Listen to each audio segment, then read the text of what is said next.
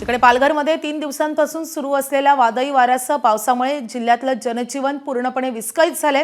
डहाणू, तलासरी, जव्हार, मोखाडा, विक्रमगड तालुक्यात 48 तासांपासून वीज पुरवठा खंडित झालाय आणि याचा आढावा घेतलेला आहे आमच्या प्रतिनिधींनी। आपण पाहूयात।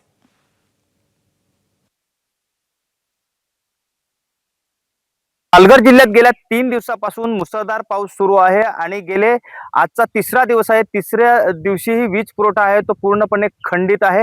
एकूणच पाहायला गेलं तर काल मुसळधार पावसाने सोसायटीचा वारा त्याचा परिणाम आहे तो जनजीवनावर झाला। मोठ्या प्रमाणात जनजीवन विस्कळीत झालं। त्याचप्रमाणे पाहाल तर जो वीज पुरवठा आहे तो सुद्धा खंडित झालेला आहे।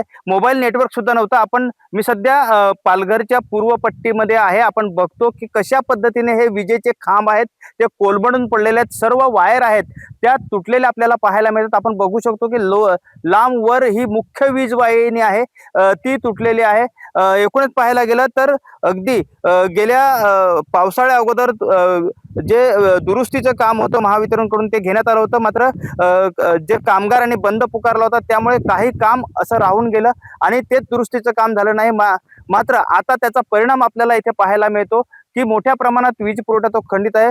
पालघर जिल्ह्यातील जे डहाणू असू द्या, तलासरी असू द्या, विक्रमगड, मोखाडा, त्याचप्रमाणे जव्हार तालुका ह्या सर्वच तालुक्यांमध्ये गेल्या 2 दिवस आहे तो वीज पुरवठा खंडित आहे। एकूणच पाहायला गेलं तर सध्या जी वीज बिलं आहेत ती सुद्धा मोठ्या प्रमाणात नागरिकांना येत आहेत आणि नागरिकांची आता मागणी आहे की हा वीज पुरवठा आहे तो तातडीने सुरळीत करावा।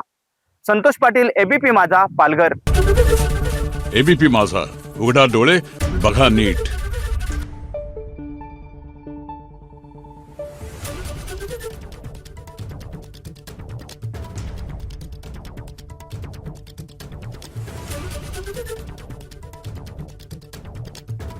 Thank you.